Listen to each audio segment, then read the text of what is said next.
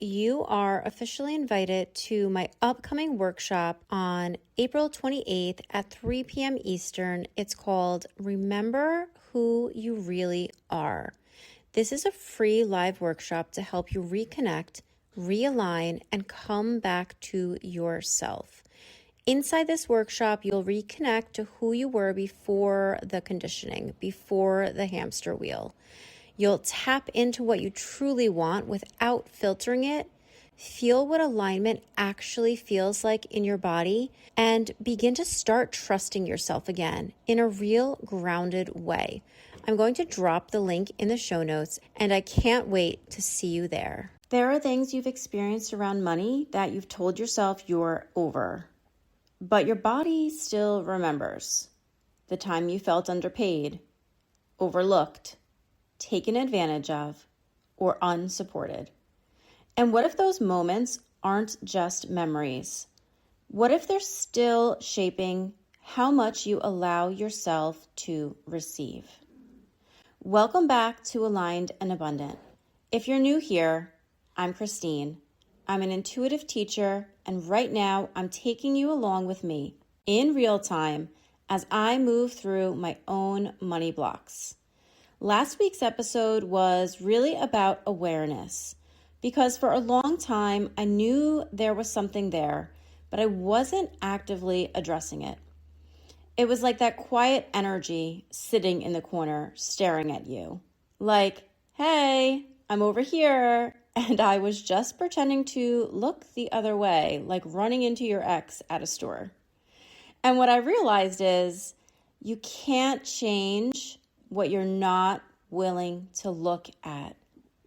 So last week we started with decluttering, physically, mentally, and energetically. Throughout the week, I let go of things that it was time to say goodbye to. I even went through some of my clothes, in particular my pajamas, that no longer fit me. And while they're super comfy, that's not who I am anymore. And that's not who I want to be anymore because they're larger sizes. So it was time for me to let them go, even though logically I was like, oh, I only bought them like a year ago. I should hang on to these. I made the conscious decision to let them go because realistically, that's not who I want to be. I also continued to clear more space in my home, in my inbox, and in my energy. I actually deleted over 9,000 screenshots from my phone. And the funny part is, I then saw another one of my coaches do the same exact thing a few days later. So it's like it's in the air right now, this urge, this conscious collective to let go of things, to let go of clutter, to let go of stuff so we can continue to usher in what's new, what's available, and what's already here waiting for us. And when we start to get rid of things, new opportunities can come in. New connections can open up. And it made me realize that making space isn't just a nice idea, it's actually necessary. So I continued to fulfill that promise that I set with you last week about getting rid of things, decluttering the inbox, unsubscribing, and really creating openness, expansiveness, and space for new things to come in. And the fun part is I actually got to meet up with 4 different amazing women that I have met through community in coaching programs in real life. And it was just so fun and rewarding to see these people that I usually only see in the Zoom room or occasionally at a retreat in person and spend quality time with them. So stay tuned for more information in regards to what comes of those connections, because again, in clearing that space, opportunities, connections, ideas, and collabs may just be right around the corner. Now I am on to step 2. Step 2 is about releasing grudges. And I know, even hearing that, you might feel some resistance. Because when it comes to money, we've all had moments where things didn't feel fair. Trust me, I have been there. There have been situations or jobs where we felt undervalued, underpaid, taken advantage of, or like we gave way more than we received. Like it was not an equal energetic exchange, because remember, money is a form of energy. And those moments, unfortunately, they can leave an imprint. Now, the truth is, most people don't want to forgive, or they don't recognize that it would be to their benefit to forgive. Because sometimes it feels like letting someone off the hook, but forgiveness isn't about the other person. It's about you. It's about deciding that you're not going to carry that energy around anymore. It's freedom, it's a release, and it's necessary. Because money blocks aren't just about money. They're about experiences, moments where you made meaning. So the second step to this is learning how to clear your money blocks by using forgiveness. The task that I'm going to give you is to write a huge list of every limiting money belief you've ever had. And I'm talking about from birth to the present day and everything in between. And try to do this uninterrupted. Then when you feel like you've gotten everything out, big, small, insignificant, humiliating, and so on and so forth, read through each line out loud, feeling all of the feelings that come with saying that out loud. And then say, I forgive, I love you, I'm sorry, thank you. By the end of this list, you're going to feel like a huge weight has been lifted off of your shoulders. Now I'm going to get real vulnerable here and share some of the ones that I came up with for myself right here with you. So I have my journal in hand, and I'm actually quite surprised by some. You have to be skinny to be successful. Now that's tied to money, because money and success in my programmed mind go together. Now, I don't necessarily think that anymore, but I have thought that in the past, where you have to be successful to have money. I'm going to read through a few of these. And if you feel some of these with me, then we're in the same boat and we're getting through this together. Money doesn't grow on trees. You have to be skinny to have friends to fit in. Guys, I don't know why I wrote that one down. Honestly, it's probably tied to the skinny and successful piece. You're not worthy if you're fat. Skinny people are better than you. You're not lovable if you're overweight. Being overweight means you have no control. People don't respect fat people. Money is gone before it even comes to you. Money is hard to keep. I'm not rich. Other people can make money and keep money more easily than me. I'm not worthy of charging that. Who do I think I am to make XYZ? Who do I think I am to charge this kind of money? You have to work hard for money. It's hard to maintain successful money. I could lose it all, and then what? People won't pay me for my natural-born gifts. Money may drift us apart. Money is only for greedy people. If I have money, that means others don't or won't. If I make more money than others, I'll outgrow them. I'm not good with money. I don't know how to manage money. I've always struggled with managing money. We can't afford that. And I'm not ready yet to have large amounts of money.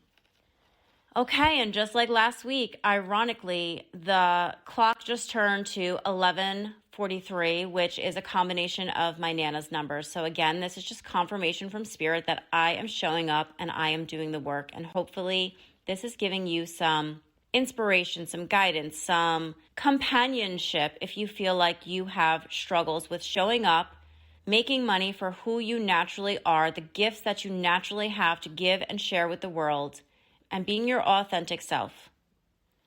I am, like I said, going through this in order to, it's like a game. I'm trying to figure this game out. I'm trying to outsmart this roadblock. I'm trying to heal this part of me that needs healing. I'm recognizing that I have issues with money. And I think it comes from feeling worthy. And that's where all of that fat talk came from me. And I hate even saying that word out loud because it leaves such a distaste in my mouth. So for those of you who have never met me in person or don't know me, I have always struggled with weight for most of my life. And I started gaining weight in about third grade, and it just always became this barrier between me and the relationships and the friendships that I had. It was this elephant in the room that would just come along with me, and it made me feel different than the other kids. It made me feel different than the other people. And sometimes I still feel that way. And it wasn't until recently that I was really, truly inspired by another mentor and coach who I love to follow, Kathleen Cameron. And she is a bigger girl. She has a bigger stature. She made her first million at over 300 pounds. And that was like so inspirational to me because I, at one point at my heaviest, at 5'6.5", yes, that half counts, baby, I was 295 pounds. Guys, I was borderlining wearing a size 24 pants. That's cray cray. Okay. Now, that was a time when I felt like I had lost complete control of my life and I was really using food as a crutch. And I know I'm digressing here, but I want you to hear the backstory. I want you to understand where some of this has come from in my life. I had just had my second baby. He was about 1 year old, and I had signed up for the gastric sleeve surgery. So on top of having gained 100 pounds, oh my gosh, yeah, I'm just really reflecting on that. For my first baby, I gained 60 pounds. For my second baby, I gained 100 pounds. I am in shock remembering this. And so I knew that I was going in for the gastric sleeve surgery. And you know, the ironic thing is you're supposed to actually lose weight. You're supposed to prove that you can change your lifestyle, change your eating habits, get out and exercise more often and whatnot. And instead, I decided I was going to blow up like a tick because I was like, yeah, this is my last hurrah. This is the last time I'm going to be able to drink carbonated sodas. This is the last time I'm going to be able to drink 3 iced teas while I'm out to lunch. This is the last time I'm going to be able to chow down on some cheesy fries in the way that I had been, using food as a comfort, using food as an emotional crutch, because that's what I was doing. I was unhappy in my marriage. I was dealing with having 2 children now and working full time as a school teacher. And I was just honestly feeling like I was out of control in my life. And the only thing that I could control is what I was putting into my body. And so I kept comforting myself by overeating, snacking, and making bad food choices. Okay, it was almost like I was punishing myself for allowing things to get that bad. And the truth of the matter is, when you hit the bottom, the only way forward is up. So I got the gastric sleeve surgery in June of 2014, and I lost over 130 pounds. Now, was it easy? Yes and no. It wasn't easy in the sense that you could literally only eat the smallest amounts of food. And I'm talking like 3 French fries, and I would be stuffed silly. In the beginning, I would have to pull over on the side of the road and randomly throw up because the tightness in my stomach was just too much. So long story short, I ended up gaining a lot of the weight back after maintaining for 3.5 years. And I ended up ballooning back up. About 1.5 years ago, I want to say, I was back up at 280. And that was at the tail end of my teaching career. I was like, oh my gosh, like pretty unhappy. I was losing some weight because I decided to go on one of the GLP-1s. And I started slowly but surely losing weight. And it wasn't just about the vanity of wanting to lose weight. I was recognizing that I could not keep up the way that I wanted to with my 4-year-old. Like, I wanted to be able to go to the park and the garden and keep up and walk up the mountains. And we're an outdoor type family. Like, we like to get out and be in nature and explore. And I was like so winded. It was ridiculous. I was like, this is insane. Now, granted, there's lots of other factors that are built into that. It wasn't just my weight, but at the end of the day, it really was. My weight was holding me back. And my mom is always the guinea pig. She had the gastric sleeve surgery first. She went on the GLP-1s first. And so once I see that things are like okay and safe and hey, it worked out for her, then I go and I usually do the same thing. So bottom line is now I've lost, I don't even know how many pounds I've lost, but since July of 2024, I have lost, I don't know, like 75, 80 pounds. I'm not really even sure, but I'm about 15 pounds away from my goal of where I was when I had lost that 130 pounds.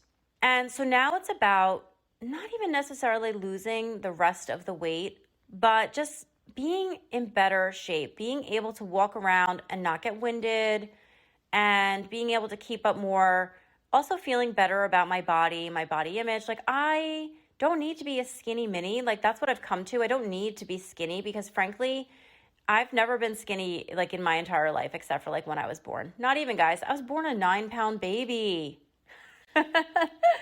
So I laugh and say, oh, I was skinny when I was a baby. No, I came out like raring to go. I was like, hey, I'm here, world, woot woot. So 9-pound baby, here I am, chunky monkey right here. And yeah, that's just been my life story. So maybe I was skinny when I was like in kindergarten, but that's about it. But the bottom line is what I'm trying to get across is my self-worth was attached to my weight, which as much as I wanted to start my own business or to make money or to do XYZ, I had blocks. And that's what I'm currently working through. I'm working through the limiting beliefs that you have to be skinny in order to be successful, and that if you're fat, you cannot make money, and there cannot be a bigger crock of shit out there than that, than thinking like that.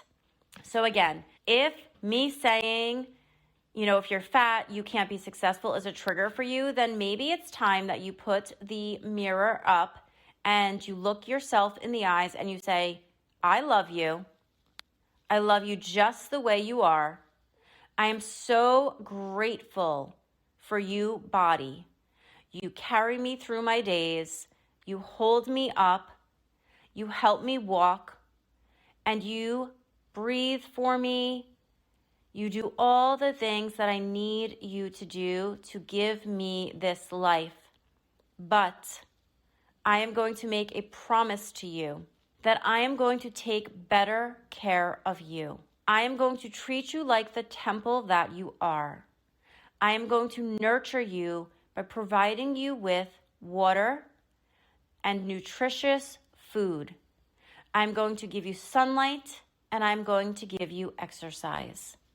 And together, we are going to continue this life together. And then give yourself the biggest, most sincere smile as you look at your kind, beautiful eyes. Because you are worthy. You are deserving. You are here for a reason. And it is high time that you start showing up for yourself. And it might look like a different story for you. Or you might be saying, this is my story too. I have roadblocks around money. I have issues with my body weight. I mean, perhaps you're the opposite. My son is the opposite of me. He's a skinny mini. And he has tried everything to gain weight. But he has always been at the 30th percentile.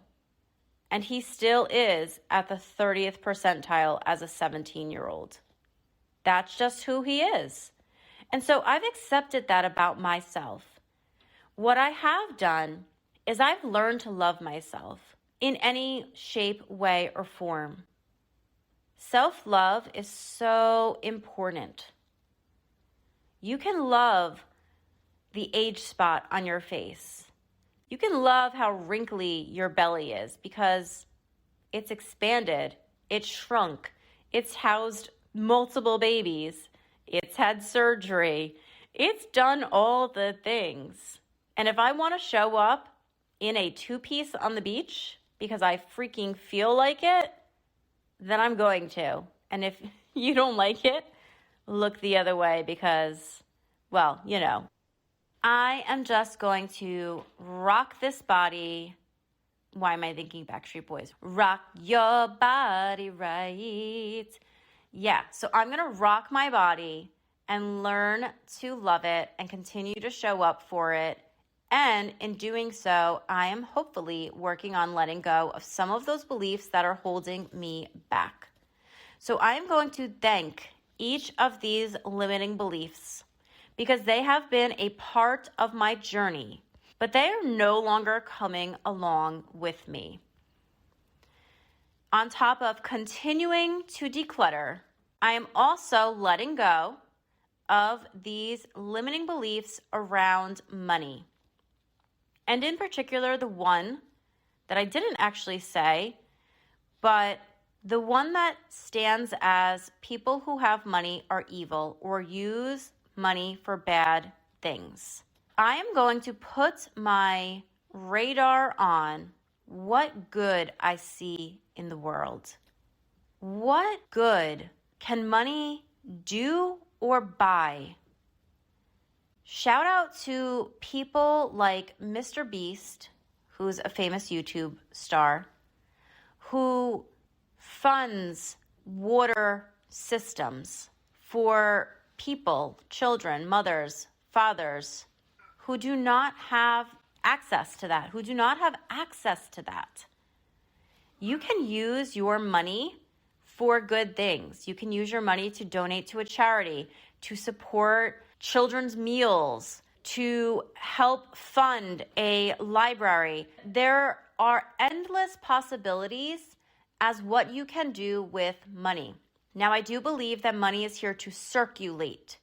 So it's not about keeping money, right? It's about getting it out there in the world so that it's circulating, it's moving. Because anything that is stagnant has a low frequency, has a low vibration. We don't want to live in stagnant energy. Stagnant energy is like a dam.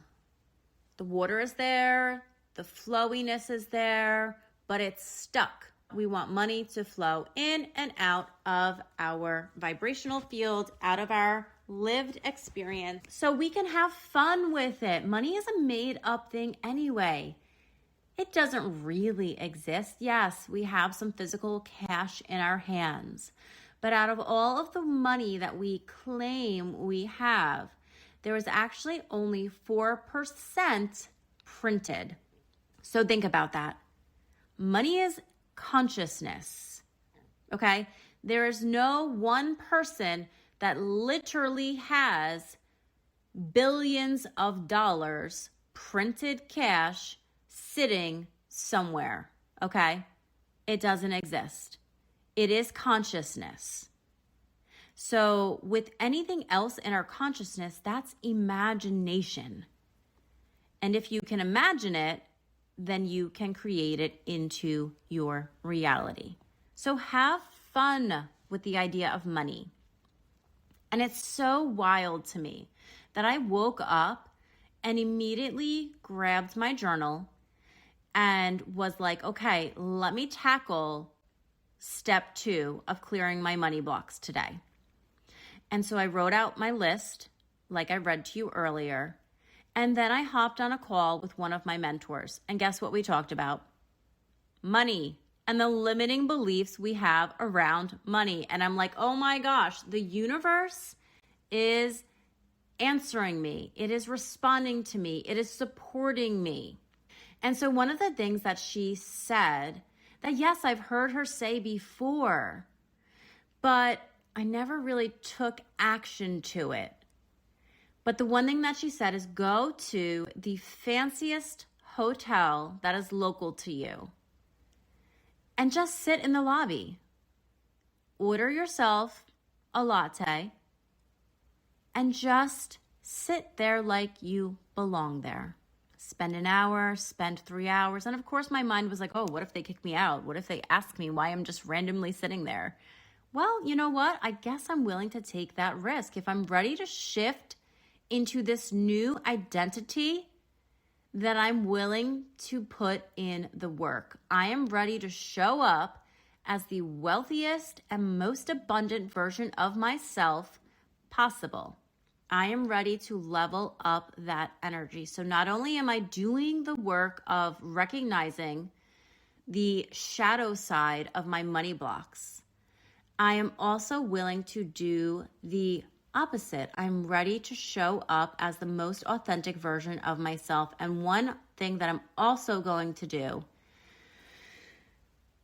is do you hear that hesitancy? Because there's still a block around it. So for my 37th birthday, my husband bought me a real Louis Vuitton purse. Have I used that purse? I'm now 43. Oh my gosh, I'm doing the math there.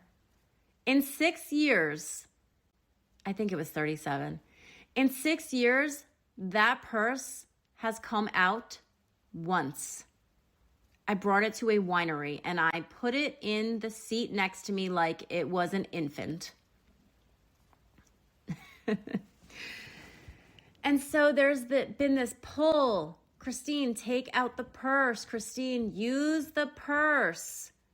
So the one piece of me is like, oh, I'm so afraid. Like, I don't want it to get scratched. I don't want it to get nicked. When else am I ever going to get a purse like this? And the other part of me is like, if you believe that you are wealthy and worthy and abundant, then you also trust that this purse is replaceable and or you will get more if you want them, right? Because it's not all about material things.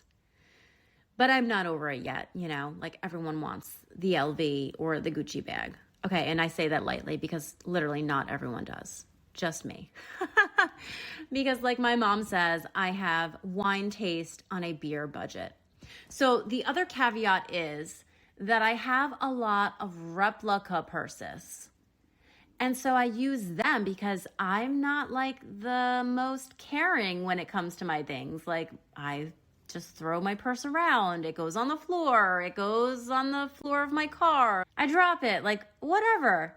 But if I bring out the real one, then I have to actually be more mindful and I have to pay attention. And that's probably what I need. So I'm also going to challenge myself to go up to my closet and unbox the purse and bring it out. And I have a matching wallet that I got for my 40th birthday and actually use the dang thing. Because then I am showing up to the universe and saying, I can have nice things. I am worthy of having nice things.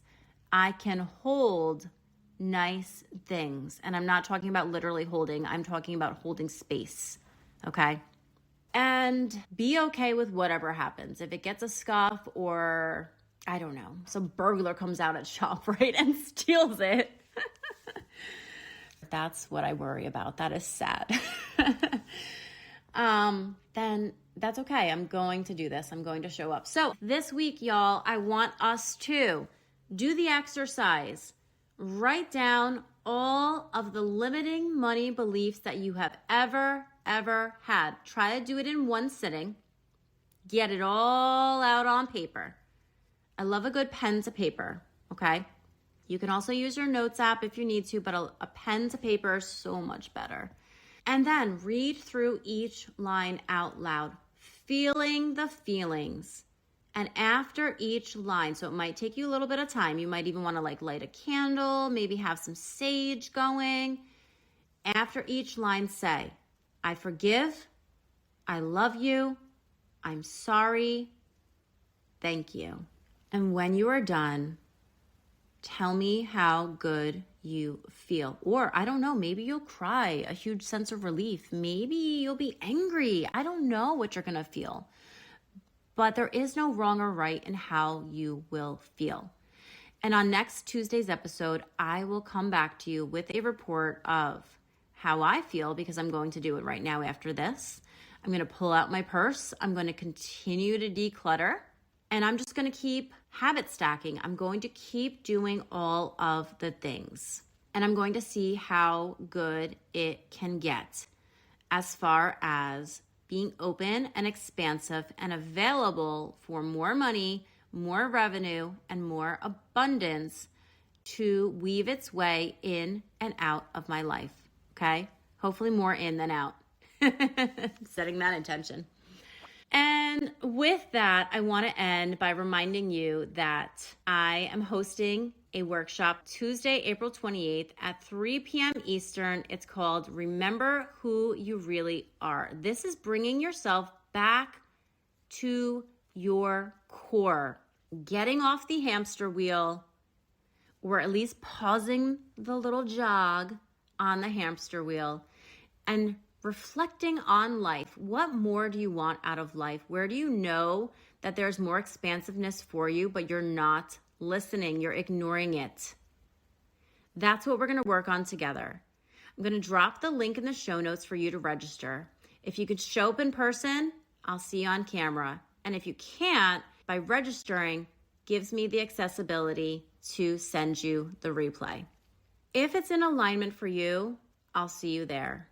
And with this, I also want to make note of other ways that you can work with me. I'm currently offering one-on-one coaching where we can dive into the hard stuff. We can dive into the uncomfortable things that are holding you back, that are weighing you down. We can make it light and easy and fun, but we can also bring out the tissues and have a good cry, okay? I hold the space for you. You are the pilot of the coaching sessions. You tell me what you want to work on, and we work through it together. I'm also doing tarot card and energy readings, and I've also been doing astrocartology reports, which have been getting really good feedback. All of my available offerings can be found at my link tree in the show notes. I am so excited that you've been on this journey with me, and this is real life. This is real time. I am seeing what I can make of this path that I am going down. And I'm so glad that you are coming with me. If you find this episode to be useful in any way, shape, or form, I would love the energy exchange of a review or a rating, or even a share with a friend, someone who you think would benefit from listening to this episode. Thank you so much. And until we meet again, go out and have some fun. Spend a little extra money. Get it circulating. Wear that dress that you don't know where you're going to wear it to because you're saving it for a special occasion. Well, guess what? You have air in your lungs, and today is a special occasion. Go out there and be the bright, shiny star that you know you are at your core. Sending you lots and love. Signing off.